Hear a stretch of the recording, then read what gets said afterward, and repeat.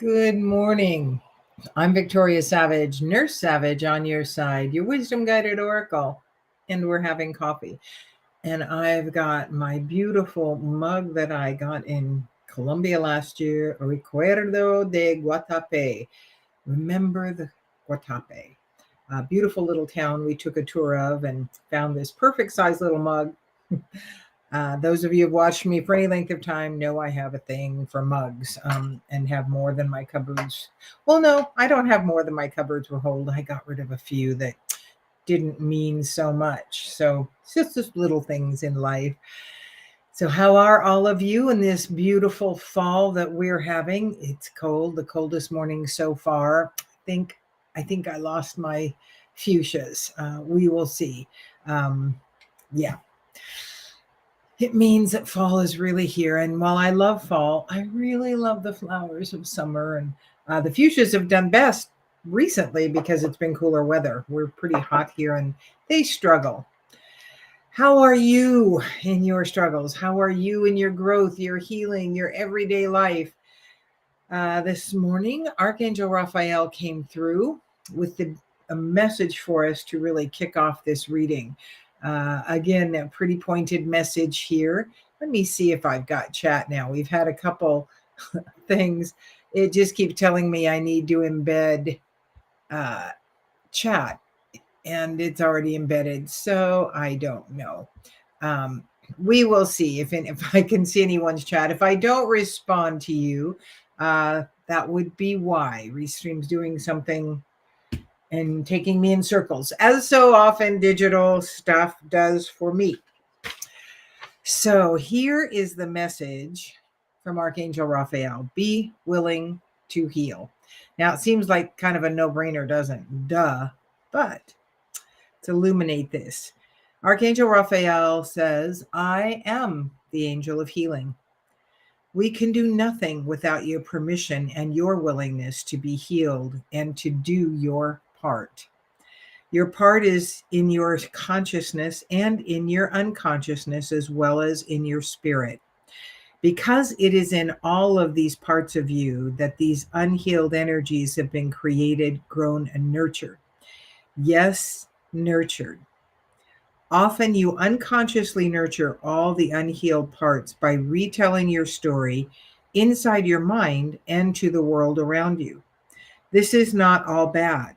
It has helped you realize you need healing, and it's helped you identify what needs to be healed. But in the retelling, it has also grown the energies of the unhealed aspects, like fear, shame, powerlessness, victim, and more. It is time. It is true. What you focus on expands. The good news for those of you ready to heal and move forward rather than spinning in the energies of trauma, PTSD, fear, CPTSD, shame, not enough, and more. You can do this purely from your energy field, and I can help. We, the angelic realm, can heal. Remember, this willingness will also help you or lead you to people and modalities that also address the physical, energetic aspects. So, a bit like, I've talked about before, in that we are all things. The angelic realm can help our guides, our angels, companions, when you are open, willing, and ready to your light team to be guided, to be helped through this. So know that you give them permission, but they're not going to come in and move you around the chessboard. You want to address your healing, your journey from every aspect that you are, your physical, your mental, your spiritual, your energetic, which encompasses all of those. But each one has its own components that need to be addressed head on. So what does that look like for you? It looks like open, willing, ready, and then responding to the inklings you get, responding to the modalities that appear in front of you that might be for your physical self. might be for your spiritual self, might be for your emotional and mental self. Uh, it is important that we acknowledge that we are all of those things so we can begin the healing from that place of healing. So let's see what the Mystical Shaman Oracle Guidebook tells us. I did want to tell you, I channel and bring through different energies, angels. I also channel the energy of White Buffalo Calf Woman, who is what is very much a shamanic healing energy. Am I a shaman? No, I am a healer. And there are different energies that come through at different times. And it explains when I found out through a dream about White Buffalo Calf Woman.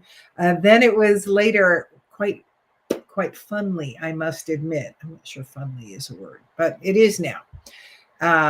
When I was doing some energy work, some energy healing on a friend, another woman who I didn't know came in to bring this woman some food because she was fairly compromised. And I told her, feel free to come in. I'm finishing up here. So she stood in there. And when we got done, she said, well, that was lovely. Can you tell me about the white buffalo that's with you and the unicorn? So White Buffalo Calf Woman was very much confirmed for me in that question. I didn't know about the unicorn. My 5-year-old granddaughter is quite enamored with them, and so I love them as well. I've loved them for a long time, but it's not something I focus on a great deal. The other energy that I bring through is the energy of Buddha. And again, when I was told that, I had to stop and go, what? I had to learn about Buddha.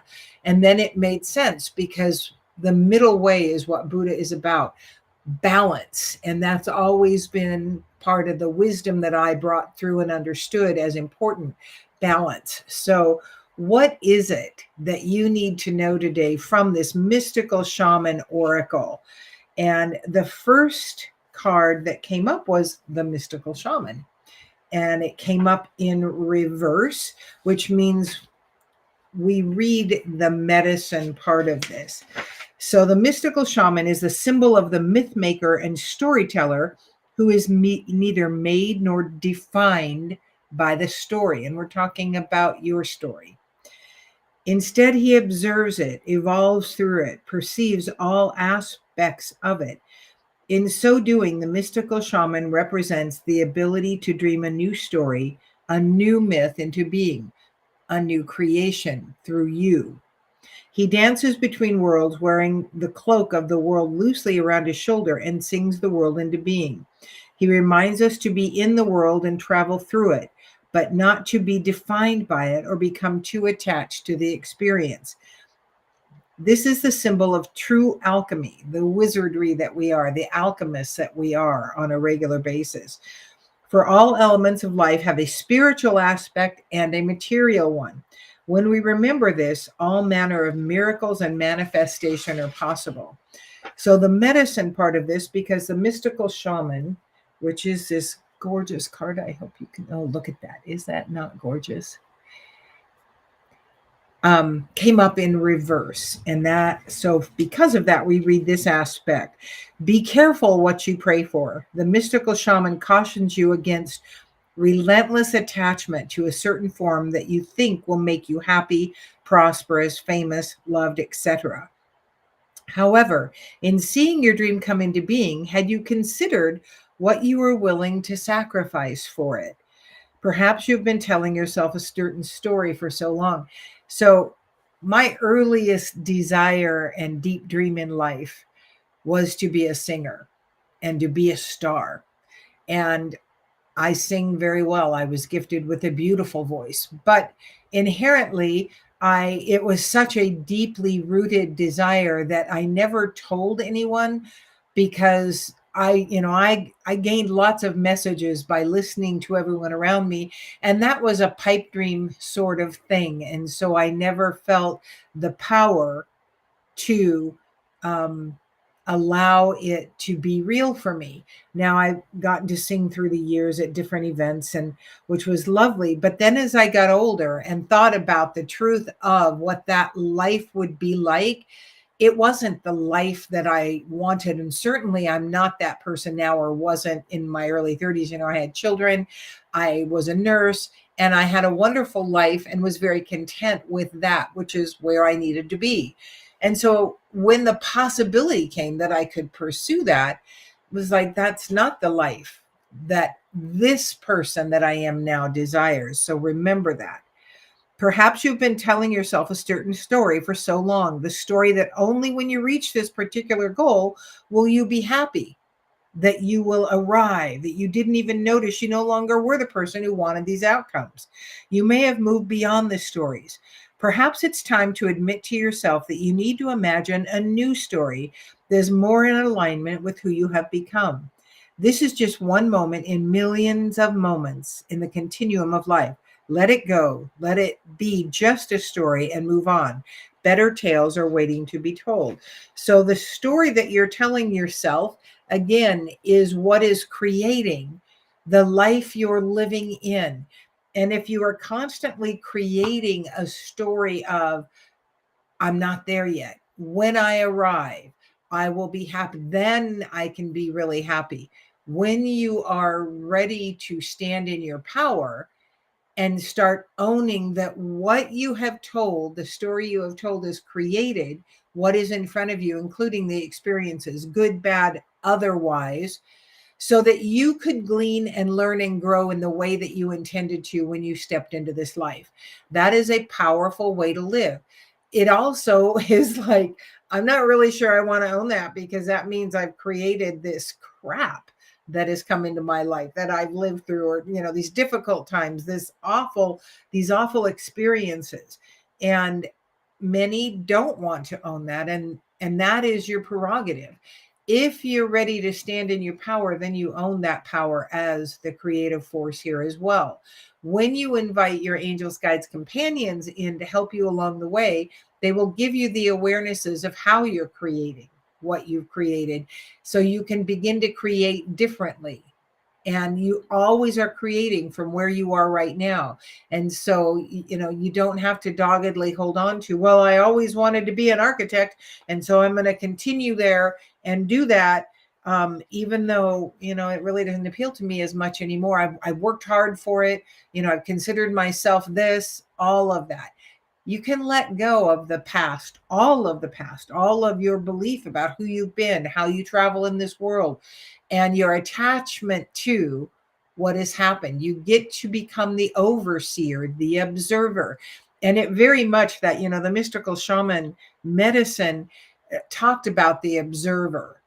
And it's an interesting place to live. I have really stepped into the observer role in life, and people can feel that I'm kind of cold and unfeeling because of the observer status, because I don't engage in this, oh, poor me, and oh, poor you. Yeah, life sucks. And it does. And the observer doesn't take me out of compassion, but it really also fuels the empowerment that I came into this world to teach people how to live in their power, how to use their energy, their power to create more of what they desire in this life from a place of peace and ease, rather than constantly longing for what is not, constantly feeling victimized, feeling like life, like God is playing jokes on you. You know, so many people have that, well, God, that's great, what are you going to do next type thing. And the truth is that you have been creating it. You have been offering up this energy that has been drawing more energy to you. So if you are not willing to stand in the ownership of the creation, then you're not willing to stand in the power of this lightning that wants to come through to you. The electrical discharge, which is formidable, of a lightning bolt brightens the sky. This phenomenon has a positive aspect. The light illuminates the earth and the psyche, but there's a destructive side as well. The bolt can burn and even kill if it's too strong. The forces of the upper world are investing their gathered energies to ignite you with new inspiration and creativity. If you are willing to stand in your power, if you are willing to stand in the ownership of your creation and your ability to create more, the angels, guides, companions, the upper realm, whatever you to believe those beings to be, can help you. And they want to ignite and reignite maybe old desires, maybe a new way to look at those desires, maybe a total new set of desires. Allow this divine gift of awakening to take root in your being and enjoy a renewed sense of clarity, passion, and vision. We are entering, this time that is so unsettled. In our country, it's a few days before the election, and people are holding their breath, and people are hunkered down, and people are just waiting to see what happens. This is a huge change point in the world, not just for the United States. And huge change points, rarely come as a slow, peaceful movement. They generally come as tumultuousness. And so we want to step into the observer role, allow this electric energy, this positive, creative, new energy come in to help us be in this energy, this shift that is happening, and be the guide for those who are looking to us as we move through this from our spiritual, energetic aspect. If we are screaming, the sky is falling, the sky is falling, we're not creating the peace that can be had, the knowing, the surety that all is happening exactly as it should, even though it is incredibly challenging at times to get through the happenings. And when you own that you're creating more of what all you're focusing on in the world, then you can ask for the help to remind you, so you can focus more on what you desire this world that we are stepping into, this 5D consciousness. It can be more of what you desire this world to be like. And you create it from that aspect. And the last card that came up is the moon. It's very feminine energy. The divine feminine is rising, not the toxic feminine, not the feminine that's pointing fingers and wanting to beat down the masculine. The feminine is rising in her own power, in her own right, coming into partnership with the divine masculine.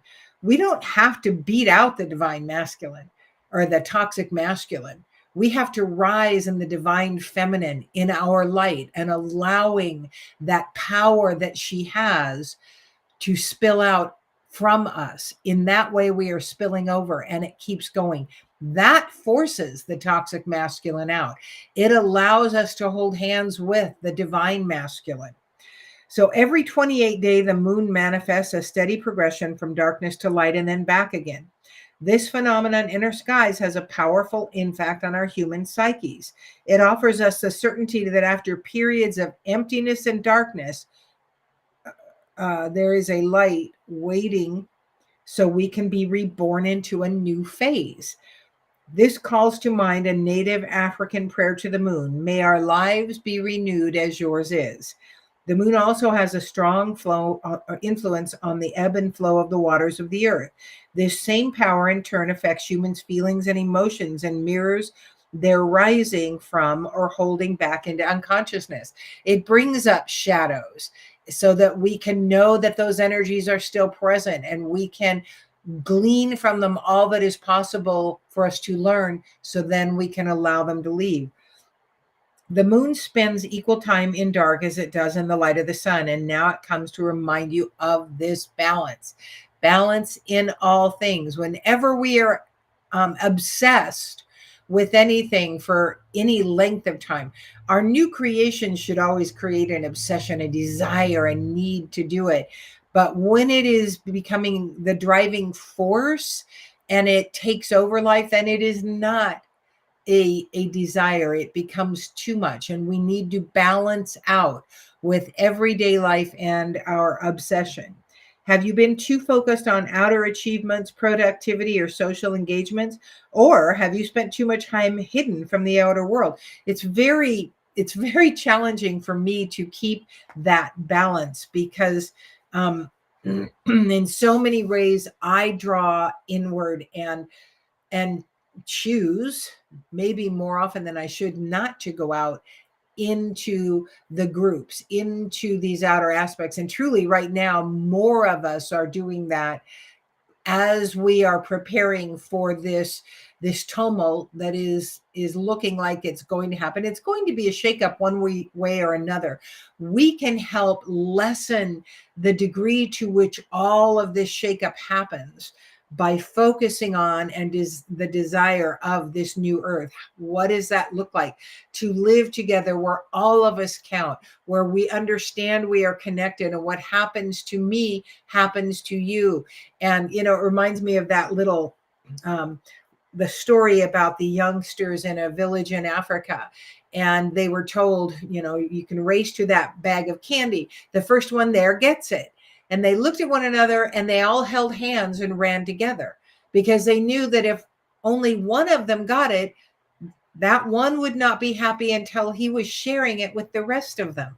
It wasn't a competition. It was a group effort. And that is the world we are moving in, where everyone matters enough to be included, to be brought into their power, not into their powerlessness.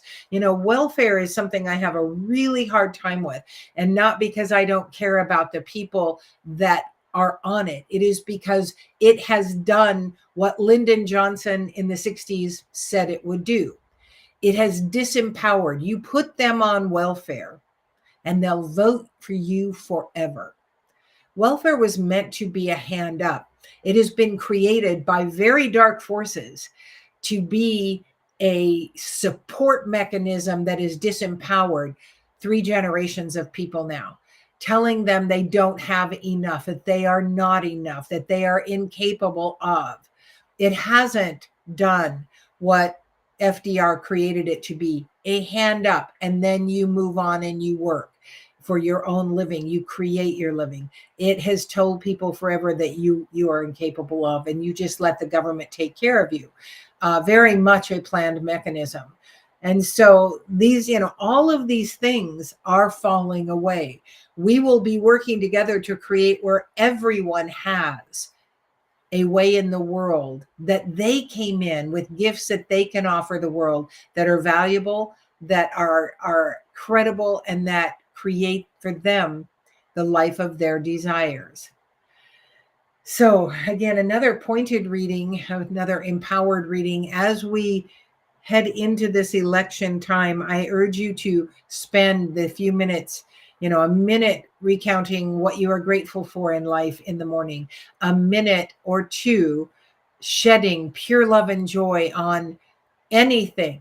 The point is raising your vibration, because, and that pure love and joy tool can be used throughout the day. If you feel your energies get heavy again, if you feel yourself plummeting into fear, shame, unhealthy belief systems, you're pulling those lower energies out. You will get the opportunity to delve into them and learn from them. But on a day-to-day basis, you want to keep your vibration higher, because that is what you're sharing in the world, which means you can make this shift we're entering into less tumultuous because of your energy. So I do believe we are complete on this beautiful Wednesday.